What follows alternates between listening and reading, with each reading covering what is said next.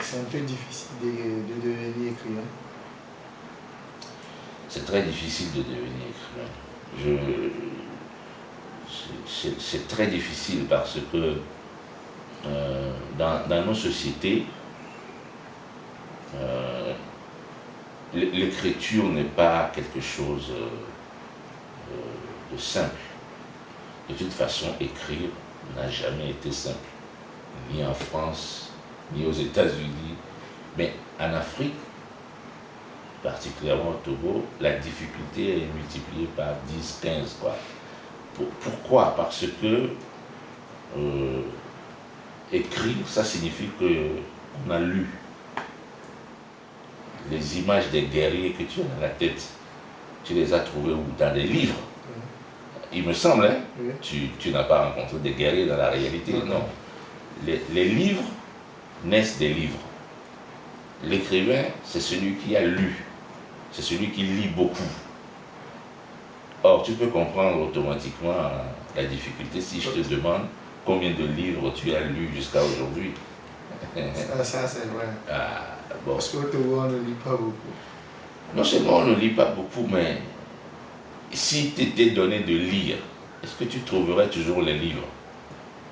Voilà. Donc, c'est pour ça que je parle d'une difficulté particulière. Quand j'étais encore au collège, c'est là qu'a démarré ma préparation à devenir écrivain. Je faisais des trucs que les autres trouvaient bizarres.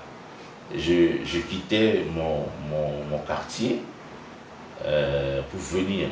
J'habitais avec ma famille assez loin de Lomé. Disons que si tu prends le centre-ville de Lomé, j'habitais à environ 8 km du centre-ville. Je quittais la maison à pied.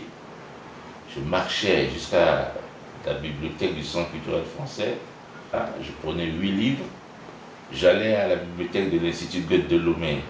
Je prenais des livres, je prenais des cassettes de musique classique, parce que j'aimais beaucoup écouter la musique classique à l'époque, surtout quand il pleuvait.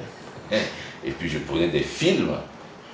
Et puis quand j'avais fini, je faisais un grand détour par le grand marché de Lomé et j'allais à la bibliothèque du Centre culturel américain, où je prenais également un tas de livres.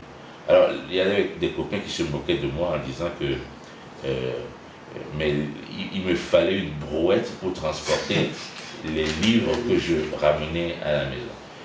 Mais franchement, j'ai lu,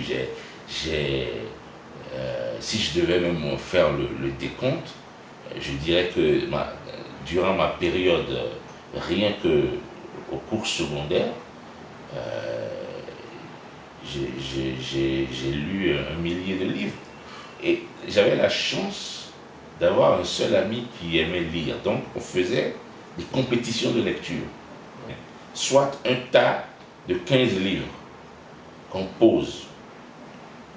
C'est à celui qui lirait avant la fin de la semaine le tas. C'est des activités qui avaient l'air marrantes, mais qui ont formé notre jugement. Quand tu lis, tu acquiers une manière sophistiquée de penser. Tu ne penses plus comme les autres. Je te jure, tu prends un collégien ou un lycéen qui lit beaucoup, dans le lot de ses camarades, il réagira différemment à toutes les situations. Il réfléchit avec des structures très compliquées. Je t'ai parlé de la morale, par exemple. Moi, j'ai perdu la foi en lisant des livres. Parce que le monde que me racontaient les livres n'était pas aussi simple que le monde du catéchisme ou le monde que je découvrais le dimanche à l'église. Donc ensuite, ça développe l'imagination. Puisque tu ne réfléchis pas comme les autres, tu ne vois pas les choses de la même manière. Donc tu imagines tout seul des situations qui te permettent de juger au final l'action des gens autour de toi. Donc la lecture est quand même une réalité totalement indispensable pour devenir écrivain.